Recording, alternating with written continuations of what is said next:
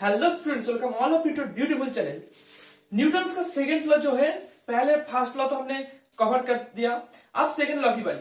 तो फिर यहाँ पे कुछ डेफिनेशन लिखा हुआ है, इसको हम समझाएंगे आपको, और इसका जो मैथमेटिकल फॉर्म है वो करके दिखाएंगे। मतलब आपको भी करना है मेरे साथ, ठीक है? मैं एक बार कर दूं, फिर आप कर लेना और अच्छी तरीके से समझ लो जो बता रहा हूं। ये तो सिर्फ डेफिनेशन है, इसको समझना भी और इसका मैथमेटिकल फॉर्म भी हमको निकालना है, मतलब निकालना है। तो क्या कह रहे हैं? The second law of motion states that the rate of change, पहले तो मार्क कर लो इधर में, ये कह रहा है the rate of change of momentum, rate of change of momentum. उसके बाद आता है इस object proportional to a applied force, ठीक है? इतना बस, यही दोनों मेन बातें थी और इससे हो जाएगा मैथमेटिकल फॉर्म प्रूफ। चलो देखते हैं।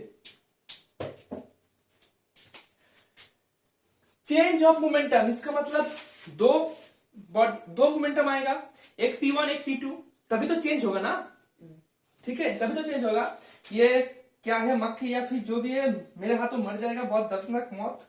चलो ठीक है, तो पहले तो देख लो momentum P is equal to mv होता है, mv होता है। तो इसका मतलब क्या होगा ना, P1 is equal to m। चलो v को हम V1 ना पकड़ के हम u धर लेते, u समझ लेते हैं, मतलब suppose u initial velocity u, ठीक है? तो फिर ऐसे हम लिख दिए u। उसके बाद P2 का मतलब होता है mv क्यों? क्योंकि फाइनल वेलोसिटी v, तो फिर उसको इस वजह से हम mv लिख लिया। अब ये तो समझ में आ गया। अब चेंज ऑफ मोमेंटम मतलब क्या होगा, पहले लिख लेते। चेंज ऑफ मोमेंटम मतलब P2 minus P1, final minus initial. तो इसका मतलब हो जाएगा P2 माइनस P1 का मतलब क्या होगा, मतलब आएगा mv माइनस mu। और इससे हम क्या कर सकते हैं, इससे हम m कॉमन निकाल सकते हैं। और एक बात, ये p है, मतलब ये मोमेंटम है, m मास है, v वेलोसिटी है। लिख लो, m mass, m stands for mass, v velocity, और ये momentum is equal to mass into velocity, ठीक है? मास इंटू वेलोसिटी, तो हाँ, मास इंटू वेलोसिटी, ठीक है? तो फिर क्या होगा, mv माइनस mu से हम m कॉमन निकाल लेते हैं। चलो नीचे कर देते हैं। क्या करते हैं, m कॉमन, इसका v माइनस u। इतना तक समझ में आया ना? इतना तक आपको आता है ना? आता है।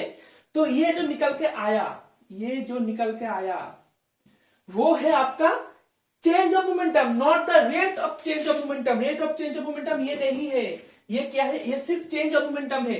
अब हम लोग निकालेंगे rate of change of momentum. Rate of change of momentum का ज्यादा कुछ करना नहीं है, टी से डिवाइड, टाइम से डिवाइड कर देंगे तो भी rate of change of momentum निकल के आ जाएगा।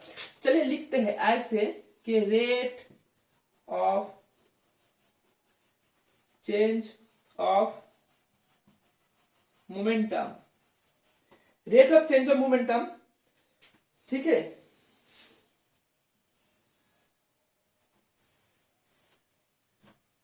Rate of change of momentum का मतलब होता है, ये जो ऐसे एज इट इज रख देंगे mv माइनस u, और इसको t से डिवाइड कर देंगे, बस। ये जो निकल के आया ये हो गया rate of change of momentum, ठीक है? चलो इसको हम मिटा देते हैं। बड़ा ही खतरनाक दिख रहा है ये डिजाइन लेकिन जो भी है, rate of change of momentum मतलब m minus u, m into v minus u, m into v minus u by t, ये होता है rate of change of momentum. अब क्या कह रहा है, rate of change of momentum of an object is proportional to a applied unbalanced force. मतलब ये जो निकल के आया है ये फोर्स का प्रोपोर्शनल होगा, ऐसे m v minus u by t, ये प्रोपोर्शनल होगा फोर्स के, ये फोर्स के प्रोपोर्शनल होगा, ठीक है? अब देखो क्या करते हैं, ये वाला जो टर्म है, ये वाला जो टर्म है, ये इसको हम कहते हैं acceleration. v minus u by T मतलब एक्सेलरेशन, ठीक है, v minus u by T मतलब एक्सेलरेशन।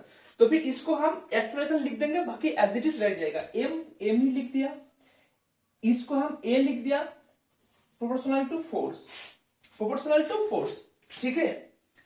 अब देखो इस प्रोपोर्शनल को हम हटाना चाहते हैं, तो फिर इसके जगह में एक कांस्टेंट लाना पड़ेगा, एक कांस्टेंट आएगा। तो फिर ए इजिकल टू एक कांस्टेंट हमने के पकड़ लिया, और एम ए जैसा है वैसा ही, ठीक है, जैसा है वैसा ही हमने कर दिया। इतना तक समझ में आ रहा है, समझ में आ रहा है इतना तक। तो फिर फटाफट छाप लो, बोर्ड में जगह नहीं है, फटाफट छाप लो।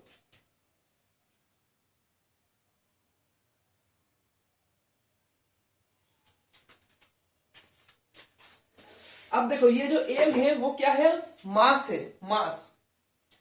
ए है एक्सेलरेशन, ए है फोर्स। अगर किसी भी ऑब्जेक्ट पे 1 kg मास होता है, ठीक है, और 1 न्यूटन फोर्स अप्लाई होता है, तो इसका एक्सेलरेशन भी 1 होता है।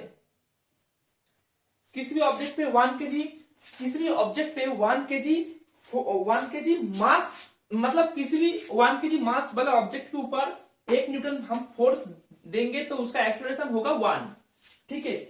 मतलब ये भी 1, ये भी 1, ये भी 1। तो फिर क्या होगा, 1 इक्वल टू के 1 इंटू 1। तो इधर से निकल के आएगा k इज इक्वल टू 1, इधर से निकल के क्या आएगा, k इज इक्वल टू 1। अब ये जो वैल्यू है इसको हम इधर में पुट कर देंगे, ये वाला इक्वेशन में पुट कर देंगे, ये 1 वाला इक्वेशन नंबर 1 में पुट कर देंगे। तो फिर क्या होगा, देखो f लिख दिया, k का वैल्यू कितना है 1 लिख दिया, m a, इसका मतलब f equal to m a। इतना तक दिखाई दे रहा है, दिखाई दे रहा है इतना तक। अगर ना दिखे तो फिर हम इसको ऊपर लिख दे, थोड़ा बहुत मिटा के लिख दे, इधर में मिटा देते हैं, ये वाला सीन मिटा देगा, मिटा दिया इसको। और ये जो है इधर में अगर नहीं दिख रहा है तो फिर इसको हम इधर में लिख देते हैं, कैसे, F equal to m a. ये हो गया न्यूटन का सेकेंड लॉ का मैथमेटिकल फॉर्म, ठीक है। हम यहाँ पे सेकेंड लॉ लिख देते हैं। न्यूटन का जो सेकेंड लॉ है उसका जो मैथमेटिकल फॉर्म है वो यही है, F इजिकल टू ए, मतलब force equal to mass into acceleration, ठीक है, force equal to mass into acceleration. ये है न्यूटन का सेकेंड लॉ। तो फिर न्यूटन का सेकेंड लॉ तो कवर हो गया आपको, तो ये तो पता चल गया, आपको डेफिनेशन भी मालूम है, मैथमेटिकल फॉर्म भी आपको मालूम है। बस आपको क्या करना है, मतलब सिर्फ ये दोनों पढ़ के चल जाएगा, नहीं, आपको कुछ सवाल भी करना है। न्यूटन सेकेंड लॉ के ऊपर कुछ सवाल है, कुछ क्वेश्चन आपको करना है, जो कि आपके एनसीईआरटी में दिया हुआ है। मैं नहीं बता रहा, वो एनसीईआरटी बता रहा है, हम तो सिर्फ समझाने के लिए आए आपको। वरना अगर एनसीईआरटी आप पढ़ लेते तो फिर हमारे तो कोई जरूरत ही नहीं पड़ती, हम सिर्फ आपको समझाने के लिए आए। एनसीईआरटी में जो क्वेश्चंस दिया गया है वो हम करेंगे, अभी नहीं, नेक्स्ट वीडियो में। इतना तक में जो भी मैंने दिखाया, इसमें अगर कोई भी दिक्कत हुआ तो फिर आप मुझे बता सकते, ठीक है, मैं सॉल्व कर दूंगा उसको भी। और हाँ, न्यूटन का जो सेकंड लॉ है F इजिकल टू ए में, इधर से हम न्यूटन का फर्स्ट लॉ को भी प्रूव कर सकते हैं। कैसे प्रूव कर सकते हैं वो बता रहा हूं, अभी बता रहा हूं, डोंट वरी।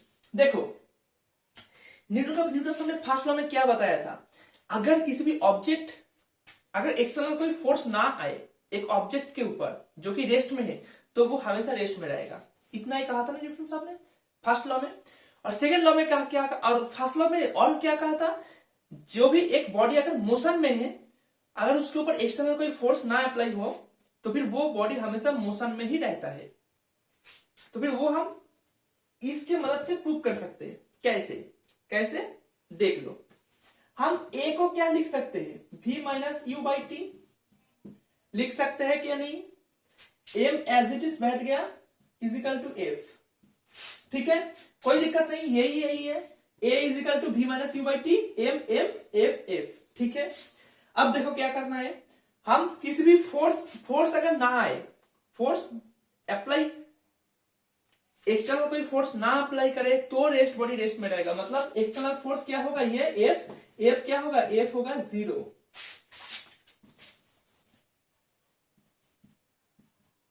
ये एफ होगा 0, ठीक है, ये एफ क्या होगा, ये एफ होगा 0। अगर एफ 0 हुआ